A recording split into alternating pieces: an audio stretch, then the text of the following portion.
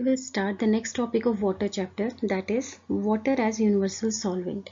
So water is called a universal solvent because it dissolves many substances in it and forming aqueous solution. That's why water is called a universal solvent. And water has dielectric constant high. So what is this dielectric constant?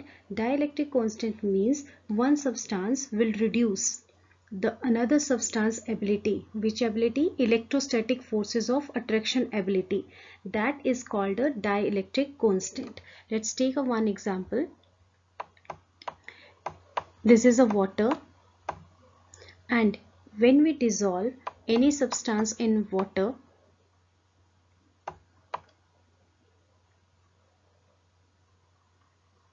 so this substance will dissociate into a ions. One will give positive ion and another will give negative ion. So the ability of separation of these charged particles is called a dielectric constant. So here this due to this water, the substance is broken down into ions, positive ion and negative ion. So this ability of charge separation is called a dielectric constant. So water has a high dielectric constant. Next experiment is to show that ordinary tap water contain dissolved solid. So this is a setup for the experiment. First you have to take a one watch glass. This is a watch glass, and in the watch glass you have to keep a tap water, and this tap water place over the beaker that is containing a water. Then boil the water in the beaker, and when all the water has evaporated from this watch glass, then you will be able to see this type of structure. This is called a concentric ring, and the formation of this concentric rings, this will tell you that in ordinary water solid dissolved impurities are present.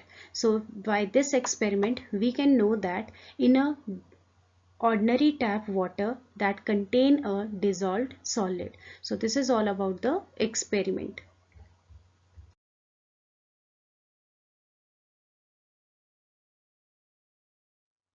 Next topic is what are the importance of dissolved salt in water. So there we know that in the salt there are dissolved impurities are present. So what are their importance? So the first, they are essential for growth and development of plants. Those minerals and nutrients are present in the water. They are essential for the growth and development of the plants. And these minerals or these solid impurities are also add a taste to water, and these are also these minerals and solid impurities are help to supply the essential minerals that is needed by our body. So these all are the importance of dissolved salt in water. Next one is importance of dissolved gases in water. Now the gases are also dissolved in water. So what are their importance? First one is that dissolved oxygen is used for respiration of aquatic plants and animals, and dissolved carbon dioxide is used for photosynthesis of aquatic plants, formation of cells, etc. So the carbon dioxide is dissolved in a water, and carbon dioxide is used for the photosynthesis process for the aquatic plant. So these all are the importance of dissolved gases in water. Next topic is solution. So what is solutions? It is a homogeneous mixture of two or more components. Two or more components means one is solute,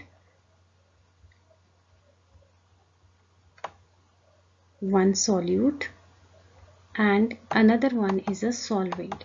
So when these two components, one solute and solvent, mix with each other, they are forming a homogeneous mixture. That mixture is called a solution. Now in this diagram, this is a solute. Solute means whose amount is less as compared to solvent, and this solvent is water.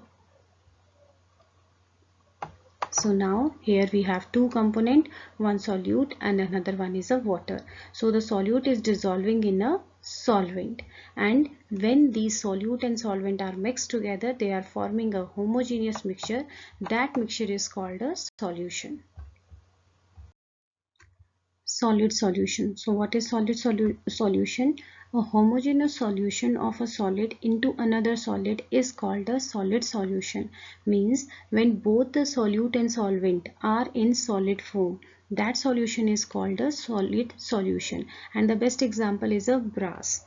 So brass is a solid which contain 70% of copper atoms, this 70% of copper atoms, and 30% of zinc atom. So here both, this is the copper atom and this one is the zinc atom. So both are in solid form, and this is a solution, solid solution. Welcome back, students. Today we will start next topic, that is true solution. What is true solution? A solution in which the size of the solute particle is about 10 raised to power minus 10 meter. So if we take the example of sugar, when it is dissolving into a water, then sugar particle or the solute particle will completely dissolve with the solvent, and we cannot distinguish the solute particle and the solvent molecules even under a microscope. So this type of solution is called a true solution. Now, what are the characteristics of true solution? How we can identify the solution is true? First is that it is a homogeneous mixture. Homogeneous mixture means the completely uniform distribution of all the particles in a solution. And second characteristics is the solute particle are very small, about 10 raised to power minus 10 meter. These are so small particles which we cannot be distinguished even under a microscope. It does not scatter light, and its component cannot be separated by filtration. If we take the sugar solution and we can filter the sugar solution, so after that we will see there will be no residue over the filter paper. So these all are the characteristics of true solution. Next topic is unsaturated solution. So what is unsaturated solution? A solution in which more of the solute can be dissolved at a given temperature. See this figure. If we have a temperature 25 degrees Celsius, and in this temperature if the solvent is able to handle a more solute, then it is called a unsaturated solution. In figure number 2.1 we are adding here a solute. This is a solute in the solvent. So when we stirring it, the solute will dissolve. In this figure 2.2, here the solute are dissolving. So the temperature is remaining constant 25 degrees Celsius. When we constant stirring the solution or the solute, so all the solute will be dissolved. In figure 2.3, see here, there is a no solute particle. All the solute particles are dissolving in the solvent. So this type of solution, now the figure 2.3, this solution is called a unsaturated solution, because in this given temperature, that is 25 degrees Celsius, in which more of the solute can be dissolved, that is called a unsaturated solution. So what is the definition? A solution in which more of the solute can be dissolved at a given temperature is known as unsaturated solution. Next, saturated solution. So what is saturated solution? In a solution, if you are adding a solute at a given temperature, suppose we have a 25 degrees Celsius temperature. In this temperature, when you are adding a solute, so one stage will come where no more solute will be added at 25 degrees Celsius or at a given temperature. So that solution is formed, that is called a saturated solution. So what is saturated solution? A solution that cannot dissolve any more of the solute at a given temperature. So see this in figure 1.1. So here the solute quantity is more. See here the solute quantity is more. So when we doing a constant stirring here, so here the particles are less now, solute particles are less. So here one stage will come where the solute particles will not dissolve. The solute particles will not dissolve. So this type of solution is called a saturated solution. So what is the definition? A solution that cannot dissolve any more of the solute at a given temperature. Next, effect of cooling on a saturated solution. If we are keeping a saturated solution temperature lower, or if a solution is left at a higher temperature for long, and a part of dissolved solute separate out in the form of a crystal. So this will show you the solubility of a solid usually decreases with fall in temperature. See this diagram. So here these crystals are formed here in the saturated solution. So when we are keeping a saturated solution for a cooling, or we keep the temperature lower, so the solvent will evaporate and these solute will be come out in the form of the crystal.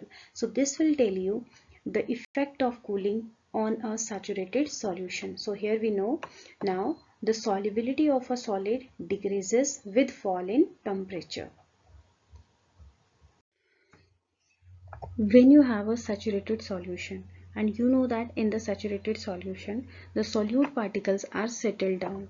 So when you warm a saturated solution, you will observe that the particles that are settled down at the bottom, they will start dissolving. And after dissolving, when you keep the saturated solution for a cooling, or for a lower temperature or the initial temperature, so you will see that these all the solute particles dissolving in it, and now this solution contain more solute in it than it can hold at room temperature. So it is called a supersaturated solution. So what is supersaturated solution? A saturated solution at a particular temperature is one that is more concentrated than its saturated solution. So I have told you in this figure. So first, this is a saturated solution. When we are heating the saturated solution, the particles that are settled here, that are dissolving, and when these particles are dissolving, the concentration level or the saturation level is increases. So then it is called a supersaturated solution. Next topic is concentration of a solution. So what do you mean by concentration of a solution? The amount of solute dissolved in a given quantity of that solution. Suppose you have 100 gram of a solvent. In 100 gram of a solvent, how much solute you will add? Means what is the amount of a solute that is dissolving in 100 gram of a solvent.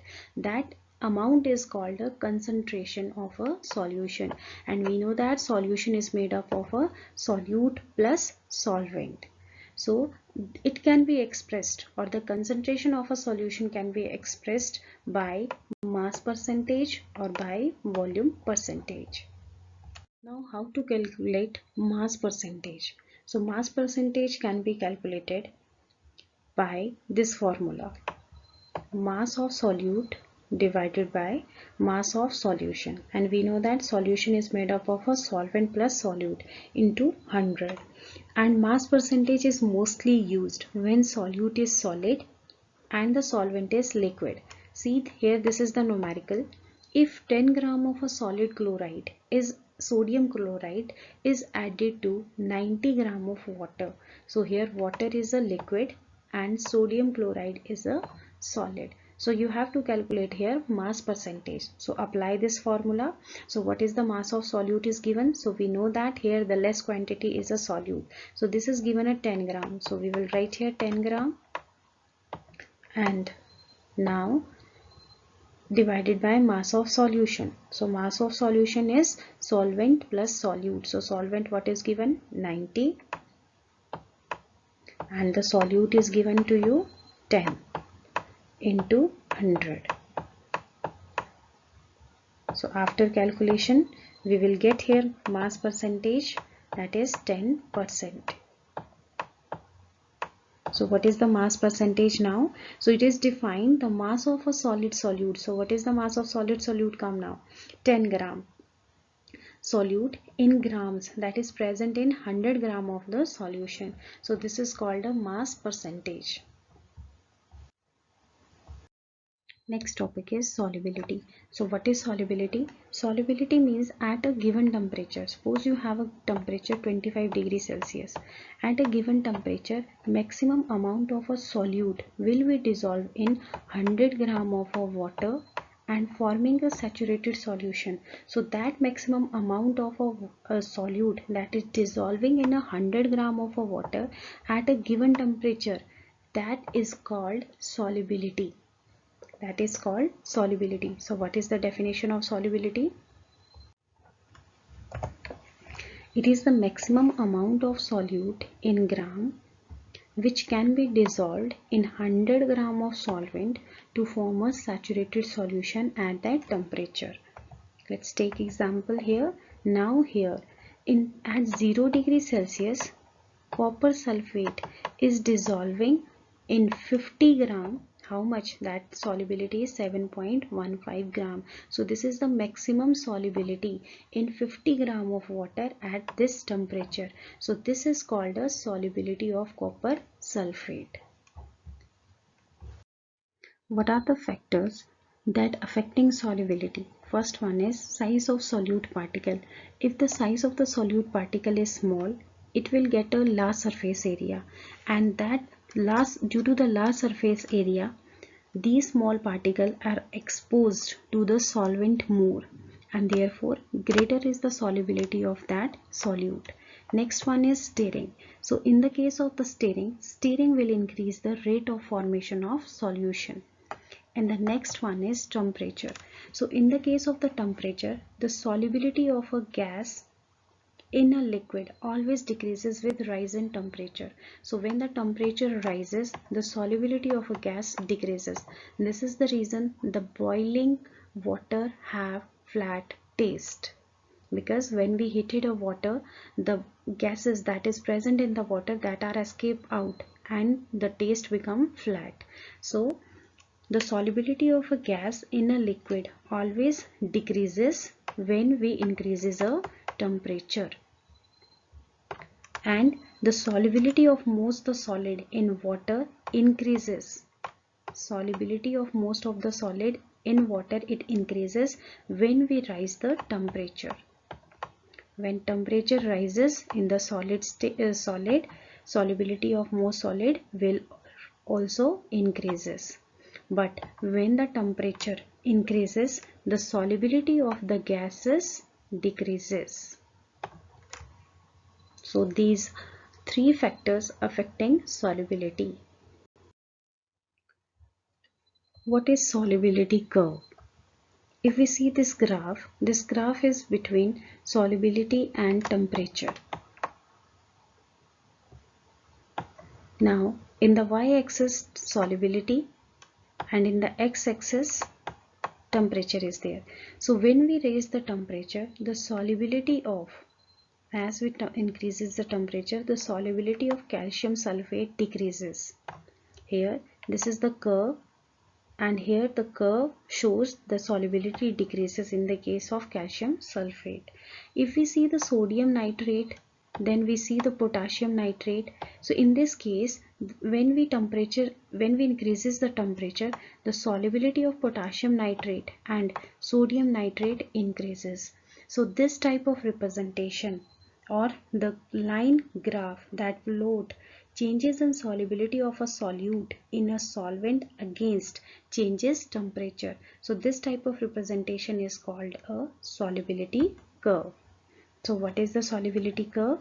The curve obtained by plotting solubility of a solute in a solvent against temperature. So here we have seen there is a graph between solubility and temperature. So when we increase the temperature, the solubility of the substance is affecting.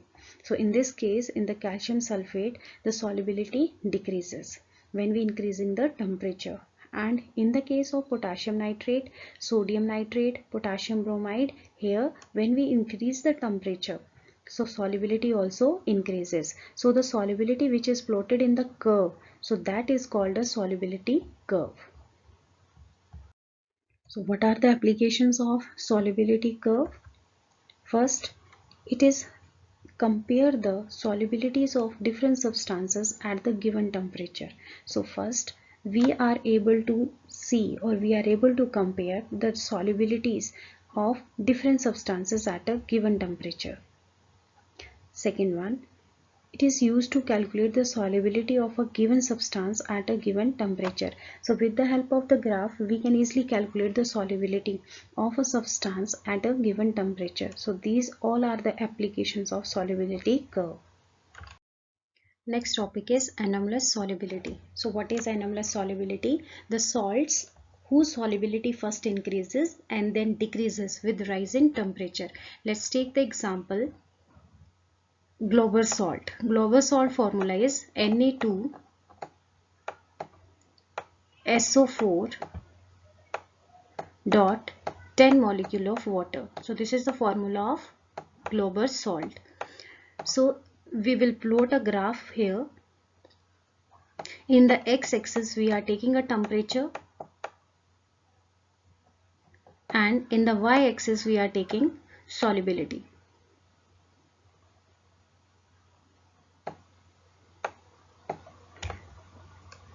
So in this case, Na2SO4 dot 10 molecule of water, this salt is a hydrous salt. So when this is a hydrous, in this temperature 32.8 degrees Celsius, when it reaches 32.8 degrees Celsius, there will be increases in their solubility. The solubility of this salt will increases. But after, when the temperature is further increases, means above than 32.8 degrees Celsius, then we will see the solubility start decreasing. The solubility start decreasing. Here below temperature 32.8 degrees Celsius, the salt is hydrated because it containing here water molecule. But when further temperature is increased, then it is becoming now hydrous substance. So when the temperature is above than 32.8 degrees Celsius, then the salt is becoming anhydrous. So here the water molecule are evaporated, and when the water molecule are evaporated, the solubility start decreasing. So this type of substances shows anomalous solubility. So what is the definition of anomalous solubility now? Some salt whose solubility first increases and then decreases with rise in temperature. So we have seen in the example globular salt. So first the solubility increases when the temperature is reaches 32.8 degrees Celsius, then the solubility start decreasing, because before 32.8 degrees Celsius the salt is hydrous. Hydrous means it contain a water molecule, but when the temperature is above than 32.8 degrees Celsius, then salt is becoming anhydrous, and due to anhydrous, what solubility start decreasing. So this is all about the anomalous solubility. So pressure and temperature is also affecting the solubility of gases in water. So this will stated by Henry law. So what is Henry law? Henry law, at a given temperature, the mass of a gas dissolved in a fixed volume of a liquid is directly proportional to the pressure on the surface of the liquid. So what is the meaning of this statement? That at a given temperature, suppose we have a temperature 25 degrees Celsius. So in this temperature, mass of the gas that is dissolving in the volume of a liquid, that is directly proportional to the pressure. If pressure is increases, then mass will increase. If pressure decreases, then mass will decrease. So here Henry law state that mass is directly proportional to pressure. Best example you can see when you open a soda water bottle. So the dissolved gas rapidly bubbles out, and since what happened, the pressure on the surface of water suddenly decreases. So when the pressure decreases, so what happened to the mass? The mass will decrease. So this is Henry law. Next topic is, what is the effect of pressure and temperature on solubility of gases in water? So students, we know that the carbon dioxide gas is the solubility of carbon dioxide gas in water under normal atmospheric pressure is low. But when the water surface is subjected to a pressure, when we subjected a pressure to the water surface, the solubility of carbon dioxide will increase. And this example we can see in soda water. So when you are opening the soda water bottle, the dissolved gas rapidly bubbles out, and this reduces the pressure on the surface of water. So what is the effect of pressure on the solubility of gases in water? An increase in pressure on the surface of water, it increases the solubility of gas in water. That I have told you now, that the carbon dioxide solubility in water is low. But when we increase the pressure, the carbon dioxide gas will completely dissolve in water. So what happened here? The solubility of a gas under a pressure, it increases. And if we take temperature now, so when we increases the temperature, so what happened to the solubility of a gas? It decreases. So the reason is this, that when we increases the temperature, the gases escape out from the water, and this is the reason that on boiling the water tastes flat, because the gases are escaping out. So when we increase the temperature of the water, the solubility of the gases decreases. So these all are the effect of pressure and temperature on solubility of gases in water. When we heated saturated solution